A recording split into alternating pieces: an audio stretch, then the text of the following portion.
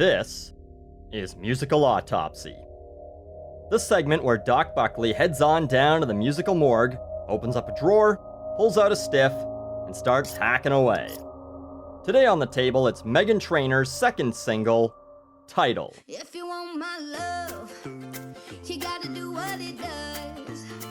If you want these sweet like sugar Gucci lips, you gotta give it up. I don't think I've been this confused about lyrics since the Spice Girls Wannabe, where it sounded like you had to fuck her friends before you could bang her. So if this guy wants your love, he's gotta give it up? It usually refers to the D, but I don't think that's what Meggles here is talking about. Otherwise, there's no song. What guy would resist that? If you want these lips, you gotta fuck me. Oh, well, I don't know, I guess. It doesn't make any sense, right? Guys are animals, so let's just keep listening, shall we? I know you think I'm cool, but I am one of the boys. No, don't be scared that I'm gonna tie you down. I need a little more. Oh, I think I see what's happening here. So, she's into a guy, and the guy likes her, but not in the way that she wants him to. And that's not a situation she's too thrilled about, am I right? Baby, don't call me your friend. If I hear that word again, you might never get a chance to see me naked in your bed. Yep. Looks like we got an interesting spin on the friend zone story. Traditionally, it's the guy who ends up in the always hated friend zone, but it's not entirely uncommon for girls to land in this spot as well. This song seems like a direct sequel to All About That Bass. First, she's pissed that guys aren't into her, despite her mom trying to prop her up by telling her, "No, guys actually like big girls. They want more booty to hold at night," trying to make her feel better. And then in this song, some guy's not as into her as she's into him. I know girls ain't hard to find. If you think you wanna try, then consider this an invitation to kiss my goodbye. Ooh, the ultimatum. It's me or them. Except, isn't this kind of a stupid ultimatum to make when you're in the friend zone? When the roles are reversed and it's the guy, it just sounds weird, creepy, desperate, and delusional. Like, look girl, it's either them or me. The girl's already made the choice, it's not you. You're betting on a team that's already down by 21 in the fourth quarter and there's only 2 minutes to go. You're gonna lose. Give me that title. Come and give me that title. Better give me that title. Now I don't know if I'm interpreting this correctly, but I think she wants the title. So she wants to be this guy's girlfriend. She's sick of the, "we're just hanging out, we're just seeing each other, this is my friend Meghan" bullshit. But here's the thing, just like the WBC title, just like the UFC title, you don't just ask the commissioner for it, you gotta win it. Now this is gonna get taken out of context for sure. Girls are gonna be like, "Oh, what, Buckley? I gotta let every guy fuck me or else they won't actually want to date me?" That's not what I'm saying. What I'm saying is, some people are contenders to the title, and some aren't. There can only be one champ, and sometimes you're not it, no matter how hard you fight. Bleak message for the kids, right? Well, sorry, but it's the truth.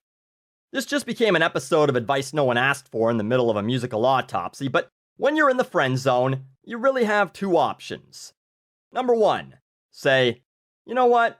I like this person as a friend, I like spending time with them, and it doesn't need to be sexual, it doesn't need to be a thing, and you accept them as your friend, and that's it."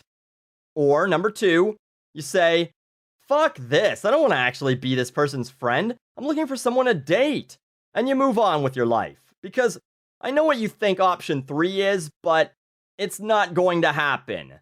This isn't a fucking Freddie Prinze Jr. movie from the late 90s. You're not getting together. It's not going to happen.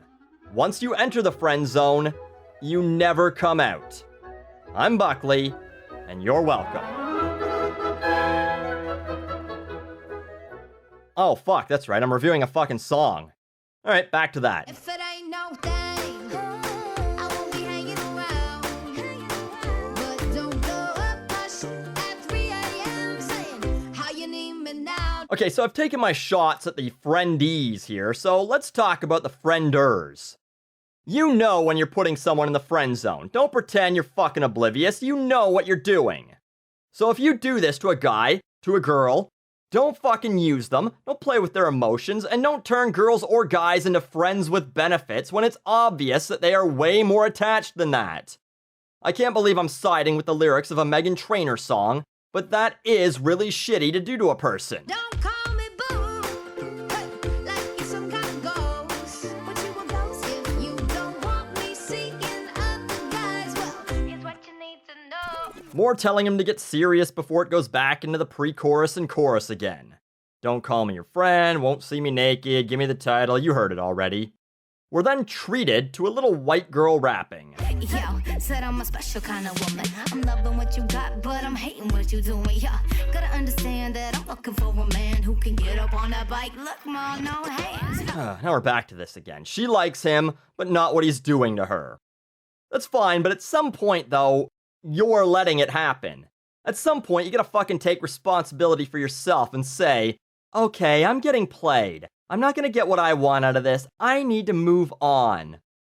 The first time he gets you to drive him to a weird parking lot at midnight to buy weed from a guy you've never met, that's him being shitty. The next time when he asks you to lend him $50 because he couldn't make rent, sure, still him being shitty. The next time when he invites you out with his friends and then you sit there waiting at home till midnight to find out what's going on, and then you get a text back saying, oh hey, we're just staying in a party and I'll text you tomorrow, and your night's all fucked. That's still shitty on his behalf, but that's also your fault for holding out hope. Move on. So, we've heard this and all about that bass. Both kind of have this 50s and 60s bubblegum pop feel with the aforementioned white girl rapping mixed in to try and mask the fact that she can't actually sing. And if the rest of her first EP sounds this way, great for her for trying to stick to a theme, but it kind of comes off like she's saying, growing up, I listened to the Shangri-Las and Little Kim. I'm so unique. Except it's not unique because everyone's doing this throwback shit now. And this idea of her being the voice of the fat, average to ugly, marginalized girls of the world, she's not really fat or ugly, so it doesn't even work. It'd be like me being the voice of tall, muscular men. Great that someone wants to be the voice for them. Chubby plain chicks, that is, not tall, muscular men. They don't need a voice, but maybe it should be someone who's actually chubby and or unattractive. Plus, between this song and All About That Bass, the message is completely about obsessing over what you look like and basing all your self-worth on whether or not men want you, which is a pretty shitty message for the kids. So if that's what the voice for these girls is trying to say, maybe it should just remain silent. This is Musical Autopsy. Bag it and tag it.